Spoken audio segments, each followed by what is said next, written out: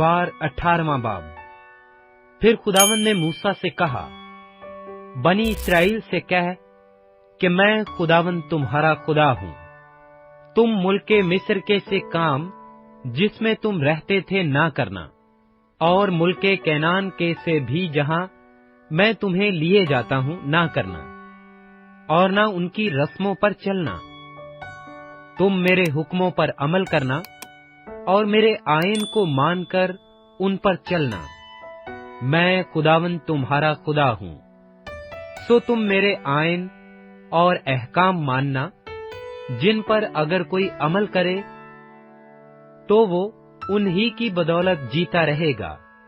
मैं खुदावंद हूँ। तुम में से कोई अपनी किसी करीबी रिश्तेदार के पास उसके बदन को बेपर्दा करने के लिए ना जाए। मैं खुदावंद हूँ।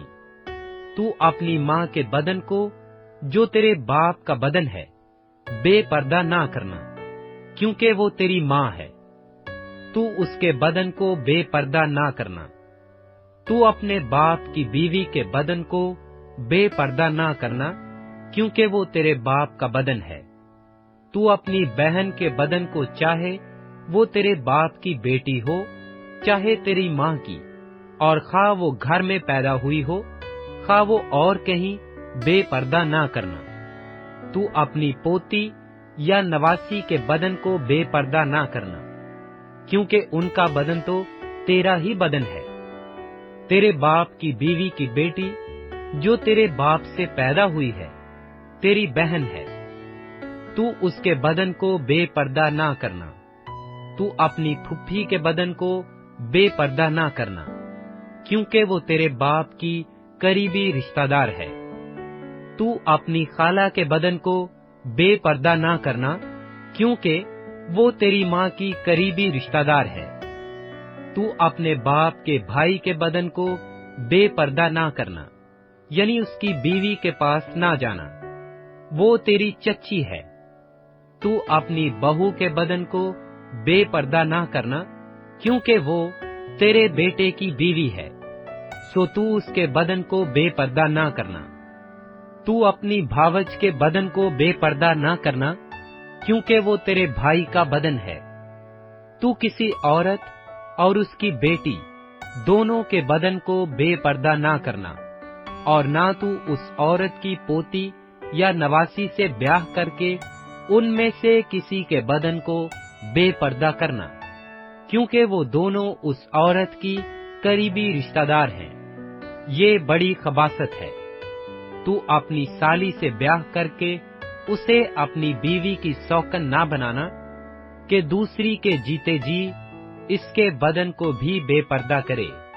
और तू औरत के पास जब तक वो हैज के सबब से नापाक है, उसके बदन को बेपर्दा करने के लिए ना जाना। और तू अपने को नजस करने के लिए अपने हमसाए की बीवी से सोहबत ना करना। तू अपनी औलाद में से किसी को मोलक की खातिर आग में से गुजारने के लिए ना देना, और ना अपने खुदा के नाम को नापाक ठहराना। मैं खुदावंद हूँ। तू मर्द के साथ सोहबत ना करना, जैसे औरत से करता है, ये नहायत मकरूह काम है। तू अपने को नजस करने के लिए किसी जानवर से सोहबत ना करना, और ना कोई औरत किसी जानवर से हम सोहबत होने के लिए उसके आगे खड़ी हो, क्योंकि वो औंधी बात है।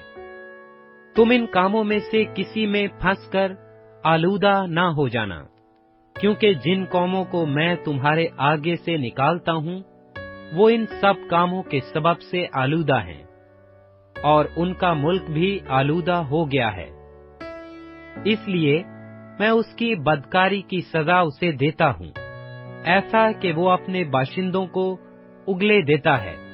लिहाजा तुम मेरे आयन और मेरे अहकाम को मानना, और तुम में से कोई, खा वो देसी हो या परदेसी, जो तुम में बूदोबाश रखता हो, इन मकरूहात में से किसी काम को ना करे, क्योंकि उस मुल्क के बाशिंदों ने जो तुमसे पहले थे, ये सब मकरूह काम किए हैं।